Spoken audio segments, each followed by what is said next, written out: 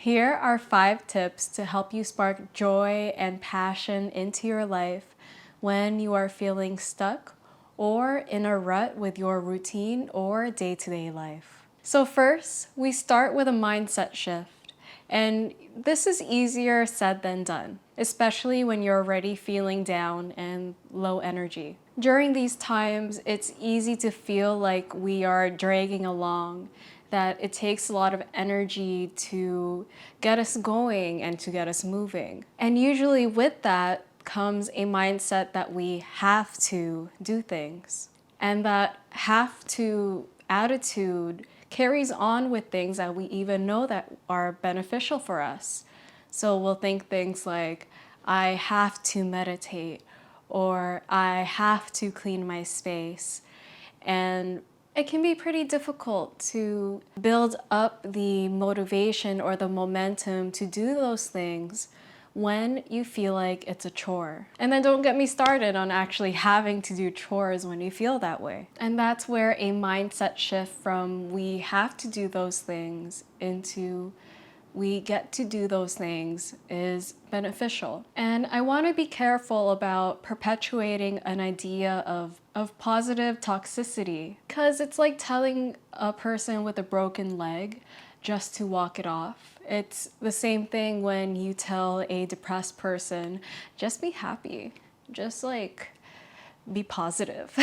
So we have to start small, finding little places of gratitude where we can. And this sort of gratitude practice will help us eventually see and experience a lighter side of things. For example, instead of thinking I have to go buy groceries, when we shift that mindset to I get to go buy groceries, there's a feeling of gratitude that we could experience that we have access to get food and eat.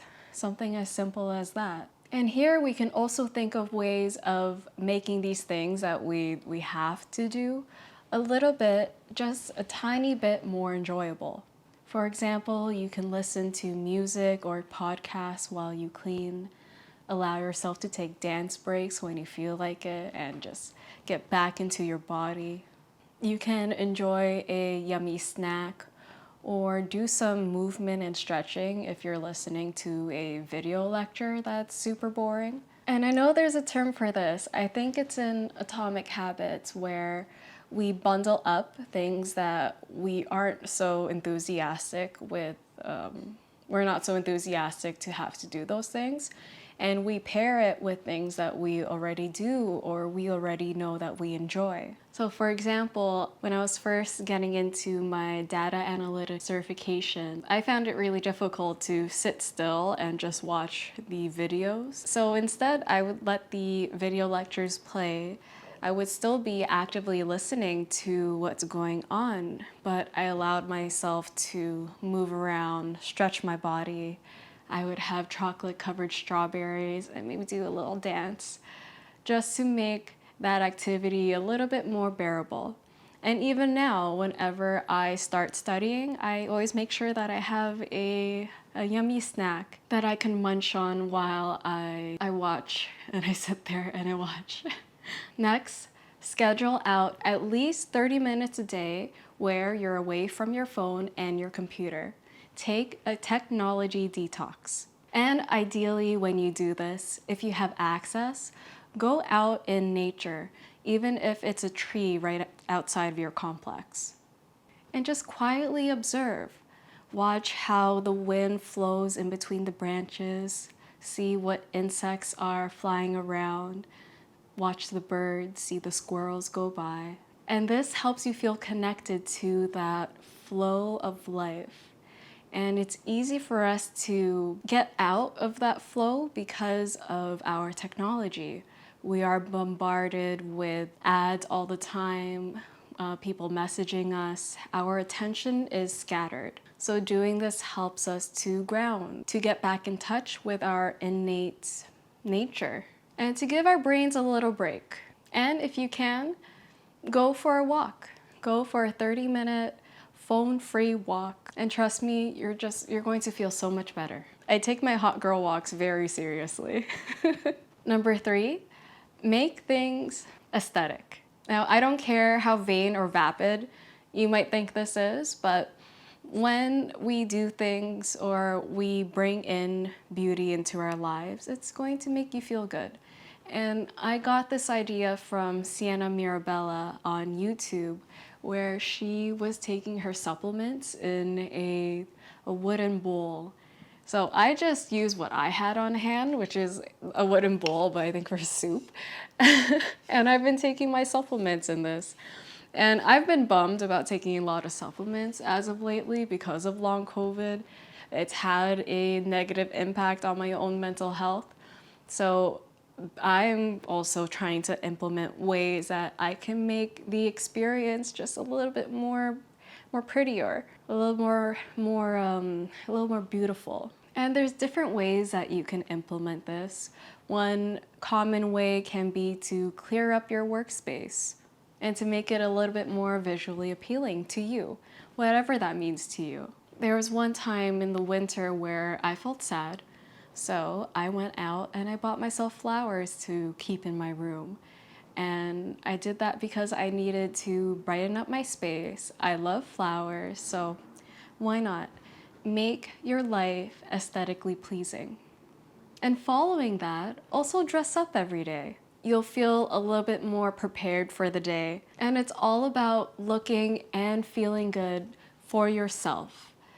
No one else. You don't need anyone else's validation on whether or not they think you look good. What matters is that you think you look good.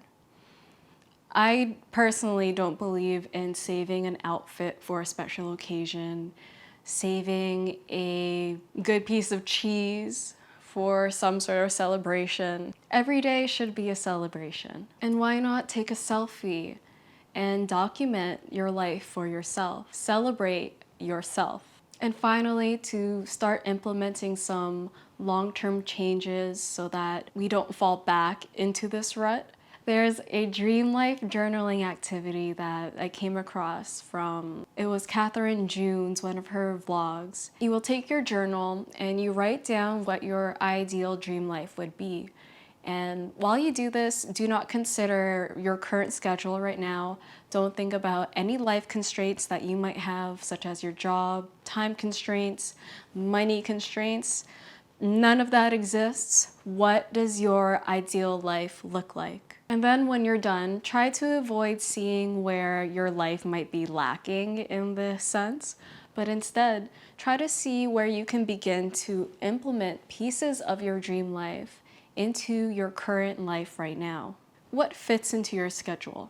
For example, if something you wrote down is that you want to wake up at 5 a.m. in the morning to go to the gym for 2 hours before work, but right now you're not able to. Maybe you are able to go to the gym for 30 minutes after work. That's something. Maybe you dream of that nomadic lifestyle where you are on vacation, living your life on a beach. Why not make yourself a cocktail and sit outside in your balcony or your backyard? Or even just a peaceful spot in your home. It doesn't have to be a drastic change, but this is a way that you can start living your life on your terms for you. And I know when you're low, these things sound way easier said than done, but all we need to do is start somewhere. Even if it's 5 minutes a day, even if cleaning up your space means simply making your bed or throwing out some extra paperwork on your desk. What matters is that you are taking these little baby steps. And eventually, hopefully, by making yourself a priority, you can start bringing in that joy and that passion back into your life. So I hope this was helpful to you. You are cherished, you are loved, and I will see you all again very soon.